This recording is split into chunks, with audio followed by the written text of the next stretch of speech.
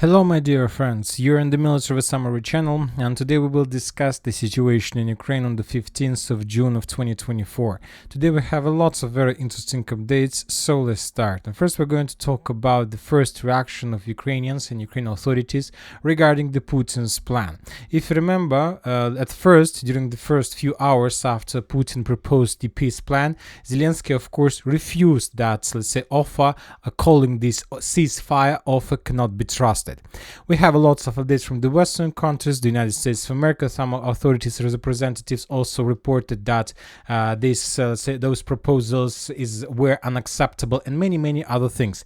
But few hours later, probably during the peace summit that currently is taking place in the Switzerland, probably after a few hours of discussions, consultations between different, let's say, people, Zelensky with the Western countries, with let's say different politicals of European countries, with and many other important persons, Ukrainians start changing their mind.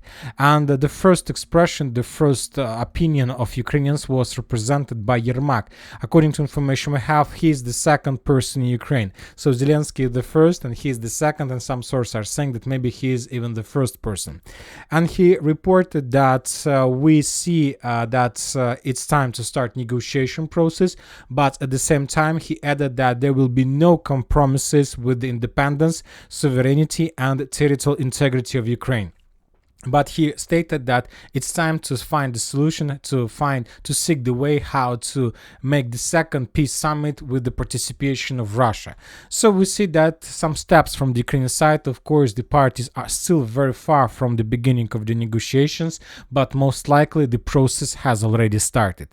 Now let's move to the line of combat contact, and first let's talk about Sumi direction. As you can see, we don't have any geolocations, but we have lots of very important redeployment changes. According to Ukrainian sources, Western sources, the Ukrainians have redeployed the forces of 31st Mechanized Brigade in Sumi area. Also, the Ukrainians added in this direction 48th Artillery Brigade. This territory, this region used to be under protection of 117th Defense Brigade, 101st Defense Brigade and 129th Territorial Defense Brigade. And now these three, let's say, infantry brigades were reinforced by one mechanized and one artillery brigade, which confirms that Ukrainians may be not for 100% sure that the Russians are planning to attack in Sumi area, but anyway they decided to stay in the safe side and to be prepared if something goes wrong.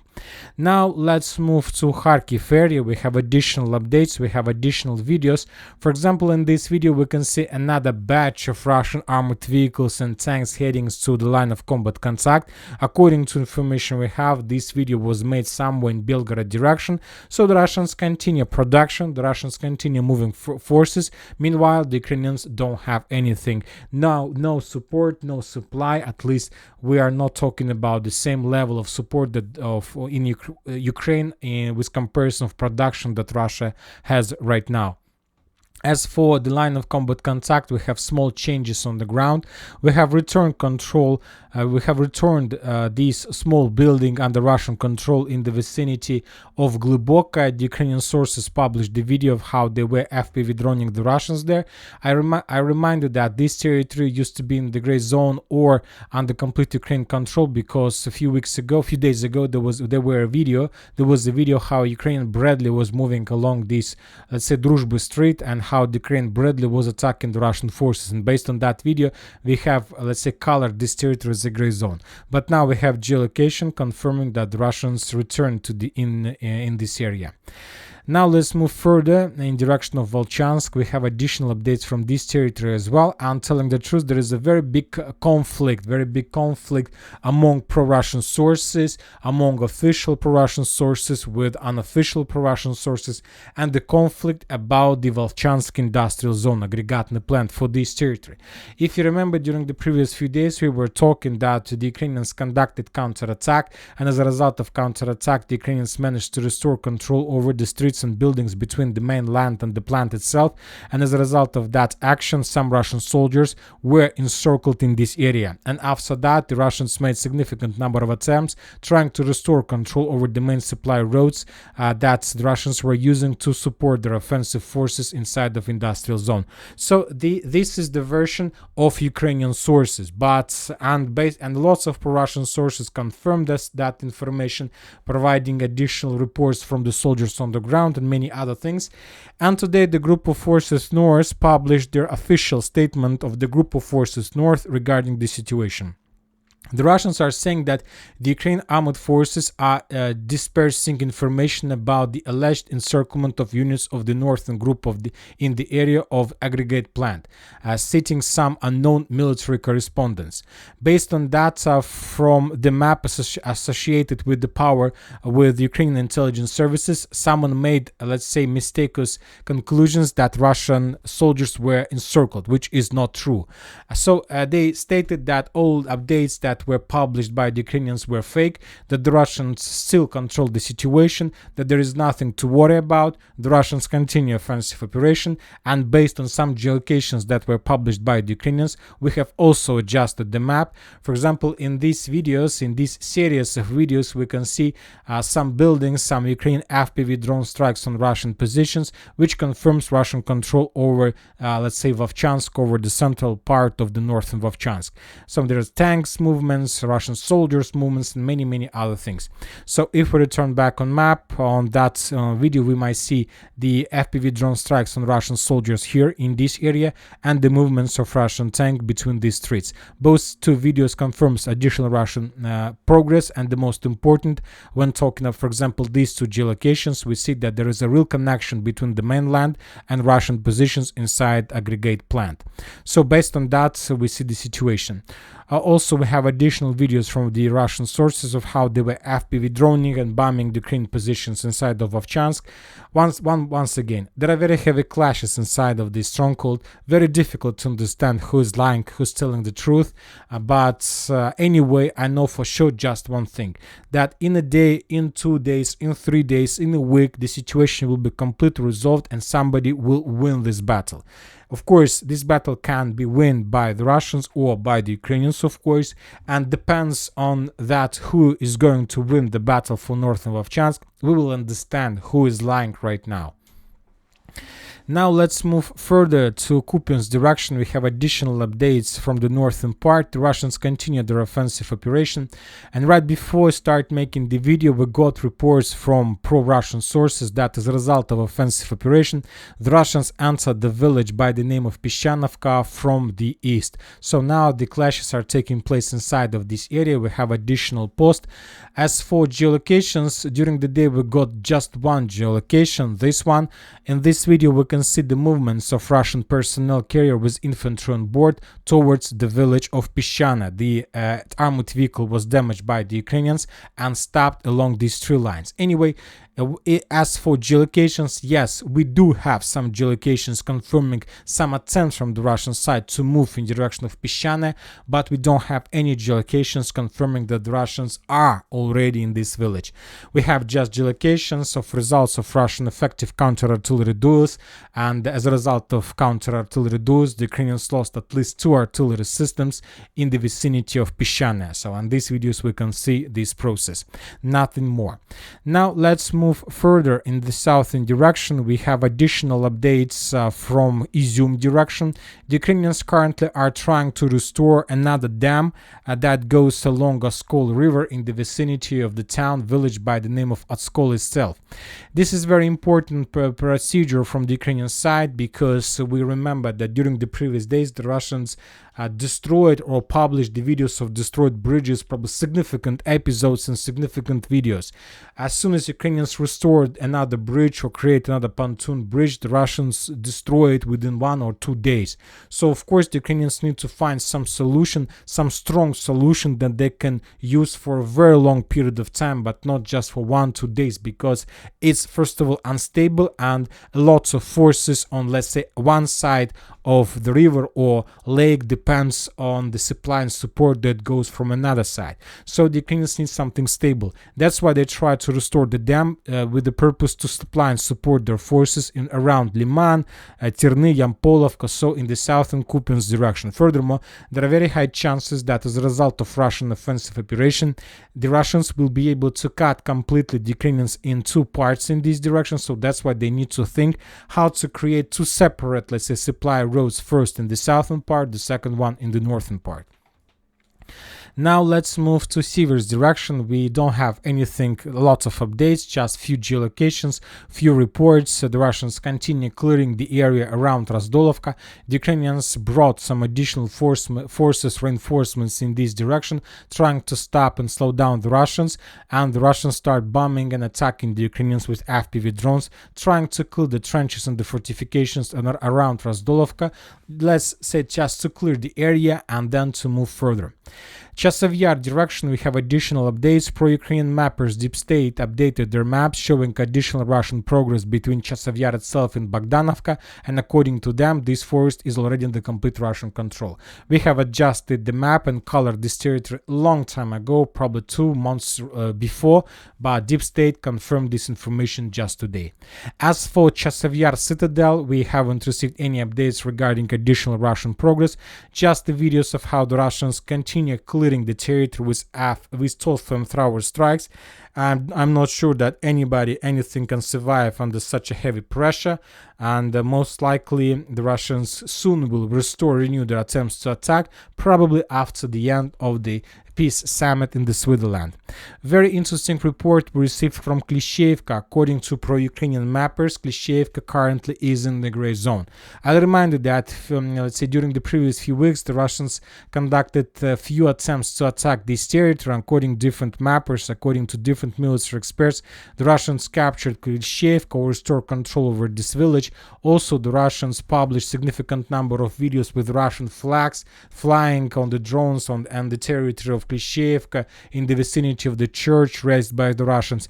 And now the Ukrainians are saying that as a result of because of the fact that the Russians haven't managed to complete the Klishchiivka offensive operation, basically according to Deep State, the Ukrainians still control this hill and this forest. The Russians were forced to fall back because they're being attacked by the Ukrainian FPV drones for the previous, let's say, few weeks massively, and that forced the Russians to fall back until better times, or until the Russians are able to resolve the situation with the Ukrainians between Ivanovsk and Seversky Donetsk Donbas Canal. Now we are moving to Avdiivka, the most active direction. We have lots of updates, so let's start from the northern part. The most important is that the Western analytics and the Western, let's say, papers start talking about the fact that the Russians are getting closer and closer to N32 road, the main highway that connects the city by the name of Pokrovsk and Konstantinovka, Chasiv Yar, Toretsk, New York. So this is the main supply road that Ukrainians currently are using to send forces, reinforcements, fuel, and many other things to the line of combat contact on Chasiv Yar direction. And the Russians, according to build, is around 7 kilometers left for them to cut off this supply road. So if we return back on map and try to calculate the distance between the edge Russian positions and, let's say, these intersections of roads, we can see that the distance is correct, 7.57 kilometers. So the information posted by build is completely corresponds to the reality, as you can see. And furthermore, we got a very important report from the Ministry of Defense of Russian Federation. According to them, during the previous 24 hours, the Russians conducted massive strikes and massive attacks, missile artillery attacks in direction of the town of Vozdvizhenka. So the Russians were bombing this territory heavily. They were saying that they were bombing the forces of 110th Mechanized Brigade. This is the brigade. So to summarize everything, we see that between N32 road and edge Russian positions in Novoalexandrovka, there is just one barrier, and this is the village by the name of Vozdvizhenka. So if the Russians somehow are are able to capture this territory, the Russians don't need to move further in direction of N32, let's say, to establish physical control. It's enough to control Vozdvizhenka, because from Vozdvizhenka the distance to the same road to the N32 will become to let's say around 4.23 kilometers, which will already allow the Russians to establish complete fire control and to increase the Ukrainian losses, who are currently using this road for support and supply of Chasiv Yar Konstantinovka. And most likely this is very important, let's say, target for the Russians, which they're trying to complete these days. Now let's move a bit in the southern direction to the village of Sokol. We have additional updates, additional geolocations. The Russians currently are trying to improve their positions and trying to increase the foothold around the village. And the most important, that the Russians began the battle for the main stronghold that located in the northern direction. So for this one, we received the first geolocations confirming that the Russians have already crossed Balka Samoilova river, and in this video we can see the Russian stormtroopers along this Balka trying to prepare themselves before further attempts to attack in direction of this biggest and the most important stronghold in the direction. If the Russians are able to capture this territory, then there are going to be almost no barriers to move further in western direction, in direction of Progress, Vovche, Yevgenievka and Voshod. So basically, after the fall of this stronghold, the Russians will have no barriers until they reach the third line of defense that goes between towns like Ivanovka, Veselaya, Sergeyevka, so basically already Mirgorod and Pokrovsk. So the situation develops obviously in Russian favor. We got additional updates from Novosilovka Persha. The Russian sources reported that everything is ready to begin the final assault of Novosilovka Persha itself. There was a post about this. The armed forces of the Russian Federation continued to press the armed forces of Ukraine in this area. As a result of a number of successful actions, the Russian troops came close to the settlement of first Novosilovka Persha. An assault is being prepared. So maybe this night, maybe tomorrow, we're going to receive significant number of videos of Russian, let's say, armored vehicles attacks, tanks, turtle tanks, personal carriers and infantry, with the purpose to answer and to capture the first buildings inside of the village. After the fall of Novosilovka Persha, we can make a conclusion that the battle for the second defense belt is ended, and now the battle for the third defense belt is about to start. Now let's move in direction of Yasnobrodovka. Different mappers updated their maps in the vicinity of Netailova, between Yasnobrodovka and Netailova, reporting that the Russians captured additional 3 lines and the strongholds in this direction. This piece of news was confirmed by pro-Russian, pro-Ukrainian mappers, so we can also make a conclusion that Yasnobrodovka is about to fold under the Russian heavy pressure. As for Krasnogorovka, we haven't received anything, just regular counter-artillery duels that currently taking place in the northern part. The Russians are trying to discover and to destroy the Ukrainian mortar positions and of course the bases and, let's say, positions of FPV drone operators. For now, this is the primary target. As soon as the Russians are able to suppress these positions, they will start the ground operation once again. We haven't received anything from Georgievka. If you remember, yesterday we reported about significant Russian progress and that the Russians entered the Maximilianovka itself. During the day, we haven't received additional updates about that. Just a small adjustment on map. It's not like the Russians just captured the territory, but this tree line was captured a long time ago, but just now we got some geolocations confirming the Russians' presence there. As for Konstantinovka and Novomikhalovka, nothing happened, just important updates are coming from Volodimirovka. If you remember, a few weeks ago, some mappers, pro-Ukraine or neutral, reported about control over this artillery pocket without any geolocations confirming this, and today we start receiving details about this territory. According to information we have, Ukrainian troops in the area of Vladimirovka near Vuhledar were encircled. Advisor to the head of the DPR, Igor Kamakovsky, he added the supply roads on this part of the front are under fire control of Russian forces. So most likely he was talking about this artillery pocket and that some groups, some soldiers, some platoons, maybe of 72nd Mechanized Brigade were encircled in this area, and now the Russians are trying to destroy this cauldron. As for south and Donetsk direction, we haven't received anything during the previous 24 hours, just some geolocations of Russian artillery strikes and aviation strikes in Urozhaina itself. So after the Russians captured Staromayorsk and managed to advance a bit in the southern part of Urozhaina, now the Russians are preparing, let's say, bombing the central and the northern part with the purpose to renew attempts to attack and to force the Ukrainians to abandon their positions completely. Zaporozhye direction, we haven't received lots of updates, just few unique and rare, let's say, videos. In this video, for example, we can see how the Russians discovered the temporary position of 78th Battalion of 102nd Territory Defense Brigade, and as a result of probably Iskander or FAB strike, that temporary position was destroyed. We have the secondary detonation and the fire above this territory. The video was made by the Russian reconnaissance drones. As for Kherson, nothing important, just the regular FPV drone activity. The Russians are attacking and hunting the Ukrainian positions. The Ukrainians are doing the same from their side. During the day, we haven't received any updates about the destiny and the future of Ukrainian, let's say, 3-ton, let's say, reconnaissance drone, who suddenly disappeared and got some problems during its mission above the Black Sea. Later, we got reports about the rescue operation along the Romanian border. Currently, we don't know whether it was something accident or maybe that was a secret Russian weapon against the Ukrainian drones. And that's it for today. Military Summary channel reminds we condemn any violence in the world. Thank you for watching. Subscribe to my channel, put your likes, join my Patreon, and have a good day. Bye bye.